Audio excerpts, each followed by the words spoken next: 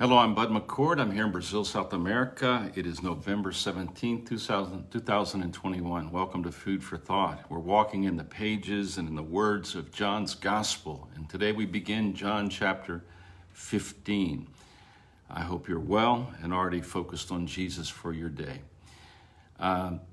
John chapter 15 literally changed the direction of my life. 27 years ago, I was in a particular crisis as a pastor, and I was at probably one of the darkest moments of my life in the ministry, and God rescued me from my dark night of the soul by taking me very deeply into John 15. You may hear some noise from my neighbors above. That's why live broadcasts are always dangerous. They've decided to remodel the apartment above us. Loving your neighbor sometimes is a challenge. John chapter 15 changed my life. It changed my understanding of how the Christian life works. It changed my understanding of how the Christian life is sustained. It changed my understanding of my own responsibility as a pastor.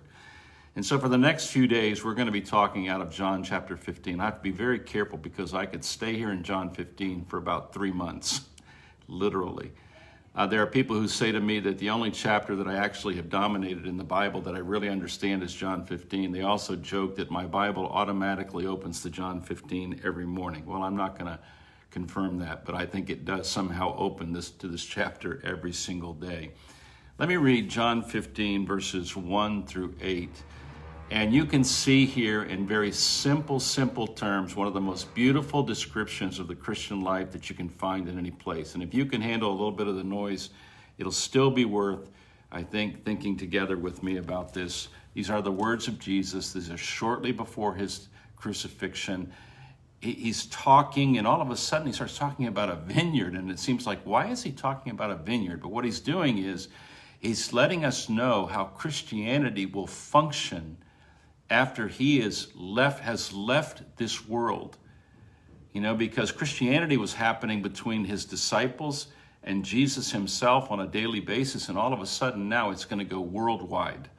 It's going to go from Brazil, it's going to go to India, it's going to go to China, it's going to go everywhere, and it needs an ecosystem that can work exactly the way it should work in every place at every time. So here are the words he gives us. He says this: I am the true vine, and my Father is the vine dresser.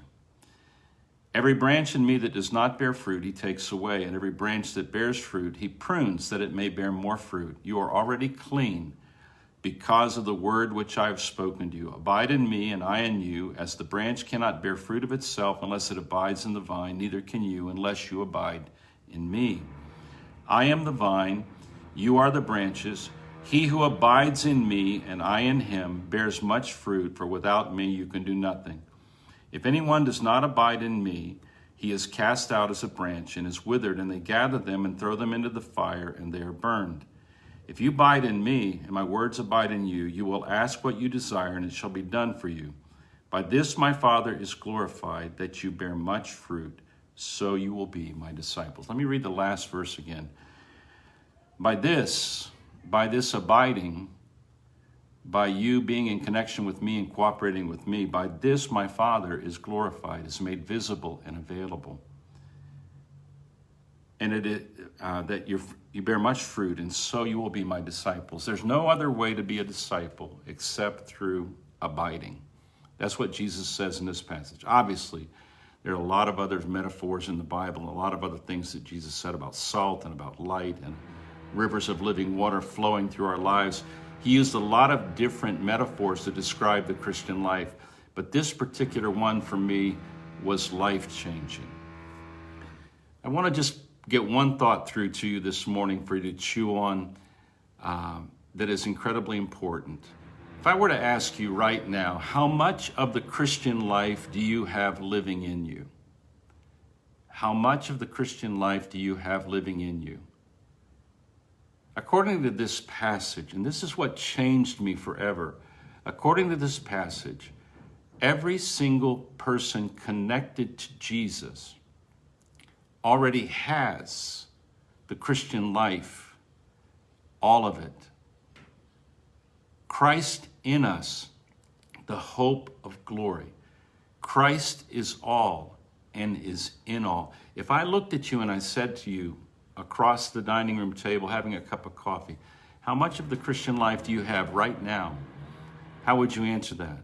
Well, I would have answered it before I really understood John 15 with, well, I'm working at it. You know, I went to seminary and I've been trained in the study of the scriptures, and I'm doing the best I can. I think I'm accumulating it. I'm making some progress. I might have answered it like that. And that's the way I thought about Christians. I looked at Christians in front of me, in the congregation in front of me every Sunday. And I kept thinking to myself, I've got to keep putting into them and putting into them and putting into them the truth and the truth and the truth, because the truth will set them free. And even though that may sound good, it doesn't match what Jesus is saying here. I should be looking at every Christian as a branch. I should look at myself as a branch. I should look at you as a branch. And I should look at him as the true vine. And he, as the true vine, has everything in him that God expects of me. Think on that for a second. What if it's true that every single Christian, when born again, is connected directly to the Christian life? That's the way a branch is born. It's born connected to the vine. So what if the way that I should be looking at Christians every day is like this? I should look at every Christian as a person who has the same quality of Christian life that I have. There's neither bond nor free. There's neither Jew nor Greek. There's neither male nor female. We're all one in Christ. Should I adjust the way I see things from, look at all these people who lack the Christian life sitting in front of me as I preach? Or should I be looking out at the congregation and saying, look at all these branches who have everything they need to live the Christian life? Can you see the change that it would take place in you and me? It did in me when I started looking out on the congregation of the church I was leading 25 or 26 years ago. They were transformed from people that had a deficit to people connected to Jesus. It altered the way that I treated them. It altered the way I looked at them. I didn't start from what was lacking in them and think that I could somehow fix it. No, I started looking at them like, you have the Christian life. Let's live it together. Can you see the dynamic of this? There's a statement that I make when I teach this material to leaders, because I think leaders really think that their main job is to fix what's broken. I said, you don't fix what's broken in a vineyard. You encourage what's alive in a vineyard. And what's alive is the vine. The vine is alive. The vine is not sinning. The vine, the true vine, is continuously giving itself to the branch, but the branch has to cooperate. And there is a voluntary nature to this cooperation.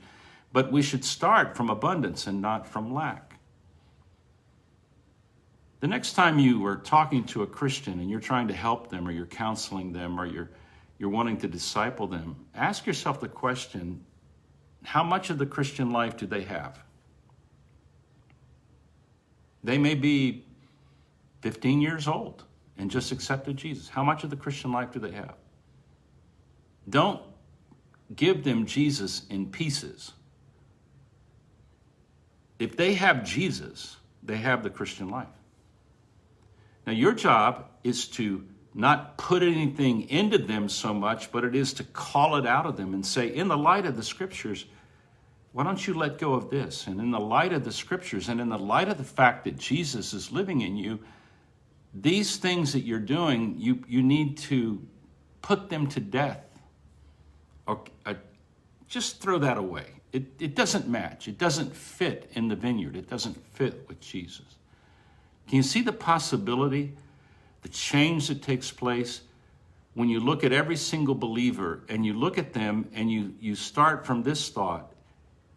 since they are connected to Jesus, they have life, abundant life.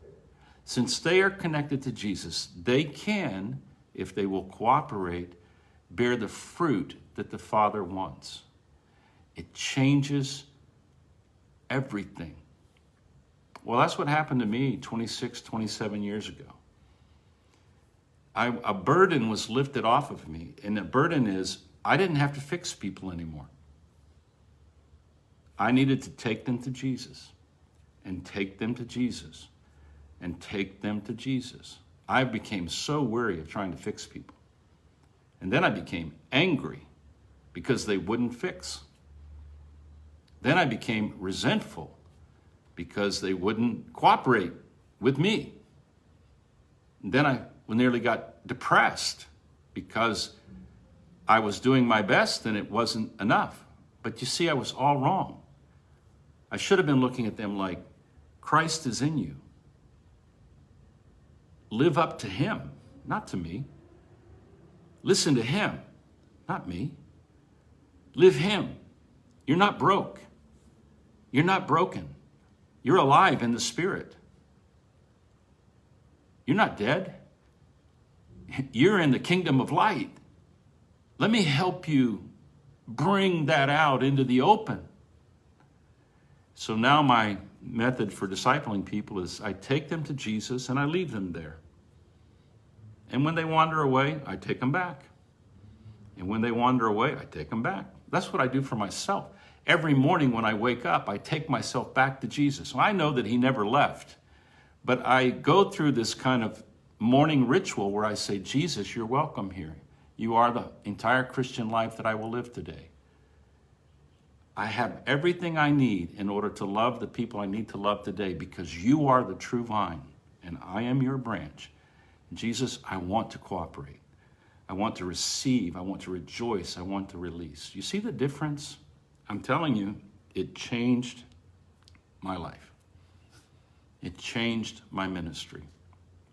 I feel no pressure to be the Christian life for anybody else because the Christian life has already been given for all. And anyone who has received Jesus, the Christian life already lives in them. I don't need to fix Jesus. I just need to point people to Jesus. He is the true vine, and his Father is the vine dresser. Tomorrow we'll talk about the vine dresser. And I hope you'll think on these things. They're incredible. They're beautiful. I don't exactly know why God used this particular passage to put me back together again. But he did. And since then, I've been talking about it so much, people think the only chapter in the Bible I truly understand is John 15. Well, that's okay.